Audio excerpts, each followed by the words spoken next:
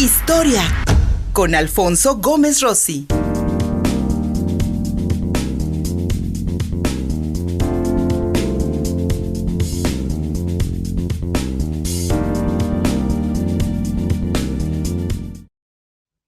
En los Estados Unidos sigue habiendo muchas reacciones respecto a este revés de la Suprema Corte de Justicia respecto al derecho al aborto por parte de las mujeres de este país. Y con mi querido amigo, el doctor Alfonso Gómez Rossi, le seguimos la pista a estas controvertidas decisiones que ha tenido la Corte estadounidense a lo largo de la historia respecto a otros temas emblemáticos también de la sociedad norteamericana como la esclavitud. Y ahí está el caso de Dred Scott, un afroamericano, mi querido Fofi, que vivió libre en dos estados que así lo consideraban, un hombre libre, Illinois y Wisconsin, pero la Suprema Corte siempre lo consideró un esclavo. Fofi, buenos días. Hola, buenos días. Y sí, desafortunadamente la Suprema Corte de Justicia en ambos países, tanto en México como en Estados Unidos, en teoría debe ser imparcial y objetiva, ¿no? Una teoría que pues ha quedado desmentida y como podremos ver ha sido desmentida desde el siglo XIX, ¿no?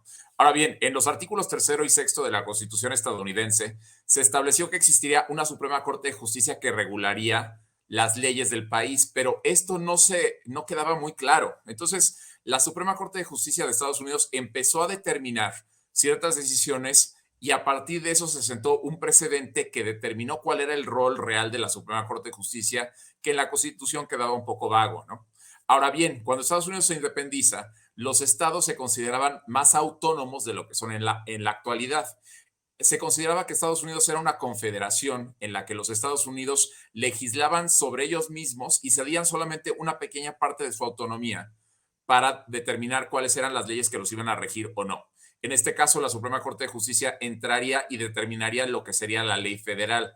Pero esto no quedaba establecido en la Constitución y va a crear varias tensiones. Ahora bien, la guerra entre México y Estados Unidos genera una serie de tensiones porque desde el compromiso desde la creación del territorio del noroeste de 1787, se había determinado que los estados del norte, entendido como los estados al norte del río Ohio, iban a ser estados que iban a ser libres, es decir, no iba a haber esclavitud en esos territorios.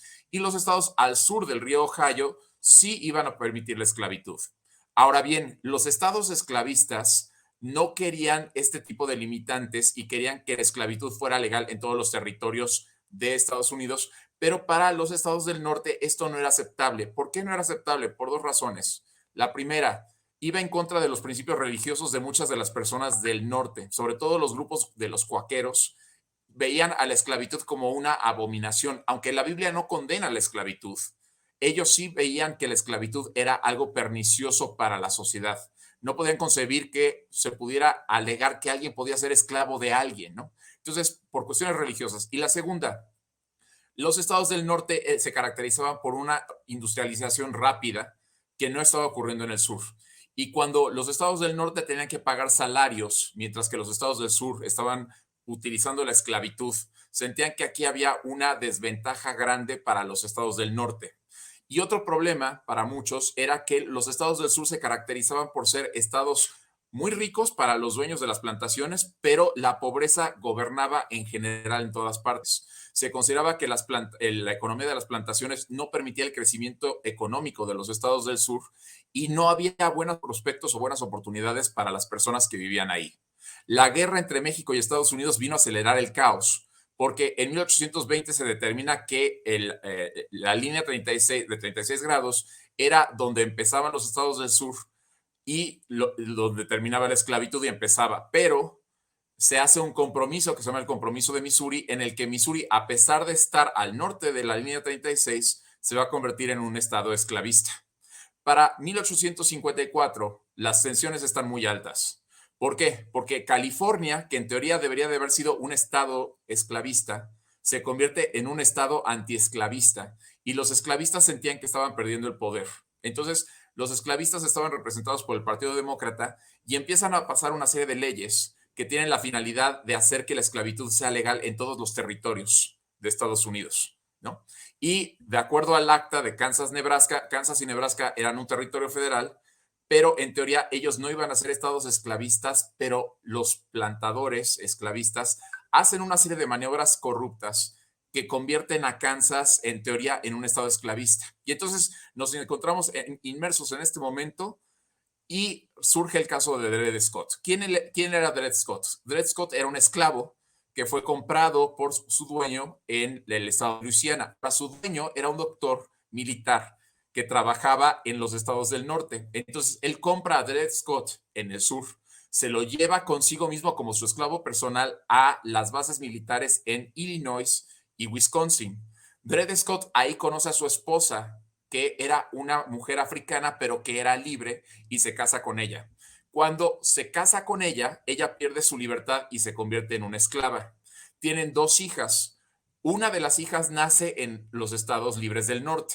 Y entonces aquí entramos en un área gris, ¿no? Técnicamente son esclavos trabajando de manera ilegal como esclavos en el norte, y sabemos que Dred Scott trató de comprar su libertad para ser libre, pero su dueño no quiso. Entonces Dred Scott fallece su dueño y lo hereda la esposa del doctor Emerson. Él regresa a Luisiana y después después va a Missouri, y Missouri, como dijimos, era un estado que era esclavista. Pero había una ley de 1824 que afirmaba que los esclavos que habían vivido en estados libres ya eran libres. Una vez libre, ya se es libre para siempre. El problema fue que precisamente por estas tensiones políticas, los esclavistas estaban en contra de que se liberara a los esclavos. Y entonces Dred Scott, que trató de comprar su libertad en 1846, demanda al estado de Missouri a través de otras personas para que le den la libertad. El Tribunal de Circuito de Missouri determina que sí tiene derecho a ser libre, pero el estado de Missouri apela a esto, lleva a la Suprema Corte de Missouri y afirman que no tiene la capacidad ni el derecho de ser libre, ni él ni sus hijos. Él lo que tenía miedo era que sus hijas ya tenían más o menos 10 años, y esa era la edad en la que empezaban a vender a los hijos de los esclavos, porque consideraban que esa era una buena edad para que fueran buenos trabajadores y para aclimatarlos a la nueva casa en la que iban a vivir. Entonces, la decisión de Dred Scott estaba basada en el miedo de que fueran a separar a la familia.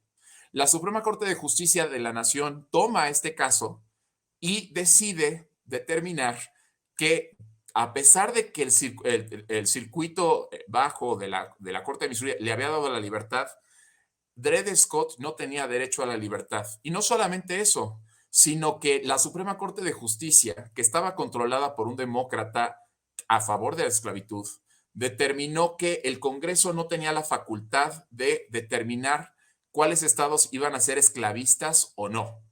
Esto determinaba entonces que la esclavitud podía existir en todo el país. Determinaba que los descendientes de africanos, ya fuera que esclavos libertos o no eran ciudadanos de Estados Unidos, no tenían derecho a representación en las cortes, y por lo tanto no tenía derecho Dred Scott a demandar por su libertad, porque no era un ciudadano ni podría serlo jamás, ¿no? Entonces, lo que nos encontramos aquí ha sido llamada una de las peores decisiones de la Suprema Corte de Justicia, pero aquí la Suprema Corte de Justicia lo que determinó era que los estados esclavistas tenían la razón, que la esclavitud era legal, y que el Congreso no podía hacer nada al respecto.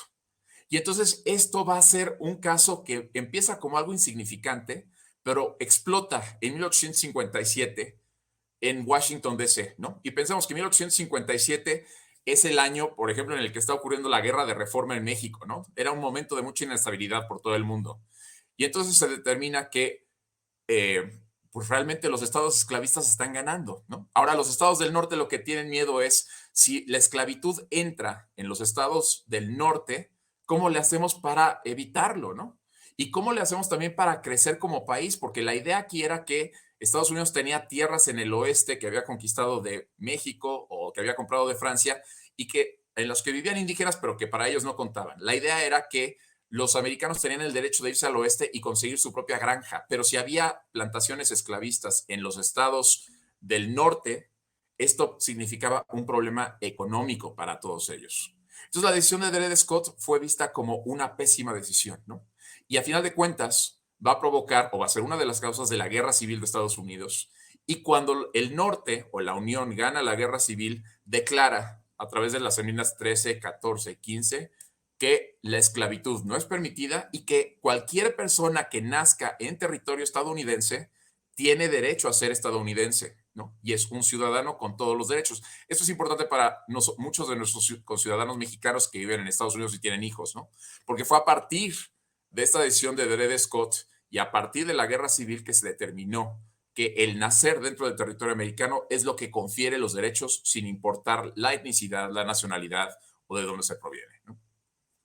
Interesante, mi querido Alfonso Gómez Rossi, como siempre. Y yo creo que es un tema vital porque, desgraciadamente, como nos explicabas también la semana pasada, muchos de los preceptos cristiano-conservadores que todavía dominan a las élites económicas y políticas en los Estados Unidos, este pensamiento cristiano y como dentro también de muchas justificaciones bíblicas para la esclavitud, pues este pensamiento sigue permeando y aunque no hablamos ya de esclavitud de los Estados Unidos, sí hablamos de una opresión sistemática en contra de la población afroamericana.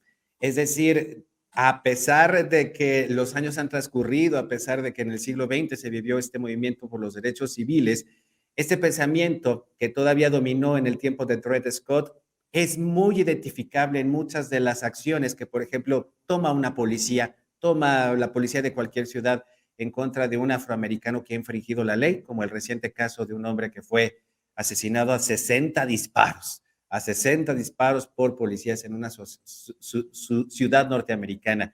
Preceptos que también, como nos explicabas, impactan en otras minorías como homosexuales, lesbianas, transgénero, travestis, en fin, o también en contra de las mujeres, como lo que acaba de ocurrir respecto al aborto. Creo yo, va concatenada toda esta serie de prejuicios que dominan todavía el pensamiento norteamericano, Fofi. Exactamente. Y la Suprema Corte de Justicia, que en teoría debe ser objetiva, aquí, por ejemplo, lo vemos en la actualidad y lo vemos en el caso de Dred Scott, votando a lo largo de líneas partidistas, ¿no? Afirmando que está siendo objetivo y afirmando que esto va a resolver los problemas. Y lo que vemos en el caso de Dred Scott es que sirvió como antecedente para la guerra civil de Estados Unidos, ¿no? Entonces, Mira aquí nada es más. uno de los problemas que vemos con ambas Supremas Cortes. Y vamos a ver qué es lo que sucede con este tipo de legislación, porque incluso una de las cosas que se atacaría con esta nueva Suprema Corte de Justicia, la actual, sería el caso del lobbying contra Virginia, ¿no? En el que se prohíbe los matrimonios interraciales, ¿no? Entonces, es interesante, pero también triste que a pesar de que hemos avanzado en muchos aspectos de lo que consideramos de prejuicios, de racismo y todo eso, sigue habiendo elementos de la ciudadanía norteamericana que quieren regresar a este pasado mítico y lo justifican con el cristianismo, ¿no? Te pueden citar pasajes enteros de la Biblia para decirte por qué están en lo correcto, olvidando que Estados Unidos es una nación secularizada, ¿no? Que de hecho los padres fundadores quisieron que existiera una división entre el Estado y la religión, cosa que ellos no quieren aceptar, ¿no?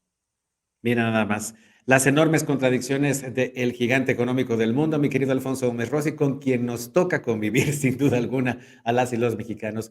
Doctor Alfonso Gómez Rossi, como siempre agradecidos porque te conectes con nosotros los lunes. Amigo, ¿dónde te encontramos?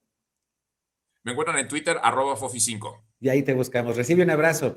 Seguimos Contigo Puebla.mx a través de YouTube, de Facebook y de Twitter. En las 3 redes sociales nos encuentras fácil como Contigo Puebla. En www.contigopuebla.mx hay más información. Síguenos en Facebook y en Twitter. Estamos contigo, Puebla.